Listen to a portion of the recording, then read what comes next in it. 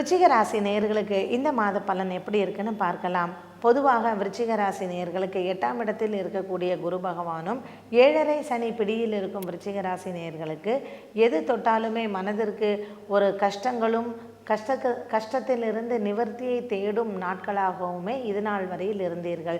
இந்த நிலைமை மாறி இந்த மாதத்தில் 15ஆம் தேதிக்கு மேல் மனதிற்கு ஒரு நல்ல சந்தோஷமான மாதமாக இந்த மாதம் அமைகிறது. பிப்ரவரி 15ஆம் தேதிக்கு மேல் விருச்சிக ராசி நேயர்களுக்கு ஒரு பெரிய திருப்பு முனை காத்திருக்கிறது.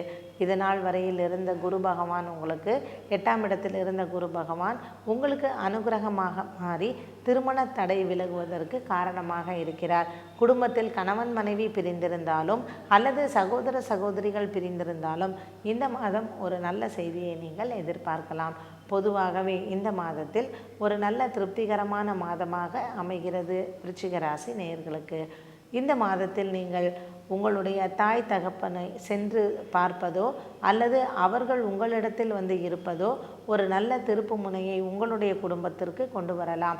இது நாள் வரையில் சொத்து தகராறு இருந்த குடும்பங்களுக்கும் இந்த மாதம் 15ஆம் தேதிக்கு மேல் ஒரு நல்ல முடிவை நீங்கள் காண்பீர்கள். விவாகரத்து எதிர்பார்த்து கொண்டிருந்தவருக்கும் இதுவரையில் விவாகரத்து வழக்கு நடந்து கொண்டிருந்து மனதிற்கு கஷ்டம் கொடுத்தவருக்கும் ஆணாக இருந்தாலும் சரி பெண்ணாக இருந்தாலும் சரி பிப்ரவரி மாதம் 15ஆம் தேதிக்கு மேல் ஒரு நல்ல செய்தியை நீங்கள் எதிர்பார்க்கலாம்.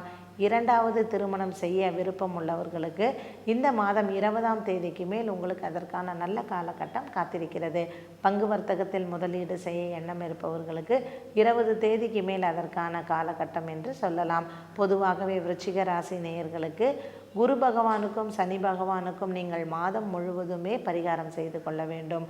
விருச்சிக ராசி நேயர்கள் உங்களுடைய எண்ணங்கள் நிறைவேற வேண்டும் என்றால் வருகின்ற அஷ்டமி திதி அன்று பைரவருக்கு சென்று அர்ச்சனை செய்வதோ அல்லது அஷ்டமி திதி அன்று பத்ரகாளிக்கு அர்ச்சனை செய்து வந்தாலும் உங்களுடைய எண்ணங்கள் நிறைவேறும் நாட்களாக இருக்கும். ஏனென்றால் உங்களுடைய ராசிநாதன் ஆகிய செவ்வாய் பகவான் உங்களுக்கு அனுகிரகமாக இந்த மாதம் முழுவதுமே இருக்கின்றார். அதனால் அஷ்டமி திதி அன்று நீங்கள் பைரவருக்கு அர்ச்சனை செய்வதோ அல்லது அஷ்டமி திதி அன்று நீங்கள் பத்ரகாளிக்கு அர்ச்சனை செய்து வந்தாலுமே உங்களுடைய குடும்பத்தில் ஒரு நல்ல மாற்றங்களையும் நீங்கள் எதிர்பார்க்கலாம். பொதுவாக விருச்சிக ராசி நேயர்களுக்கு மனதிற்கு ஒரு திருப்தியான மாதம் என்று சொல்லலாம் இந்த பிப்ரவரி மாதம்.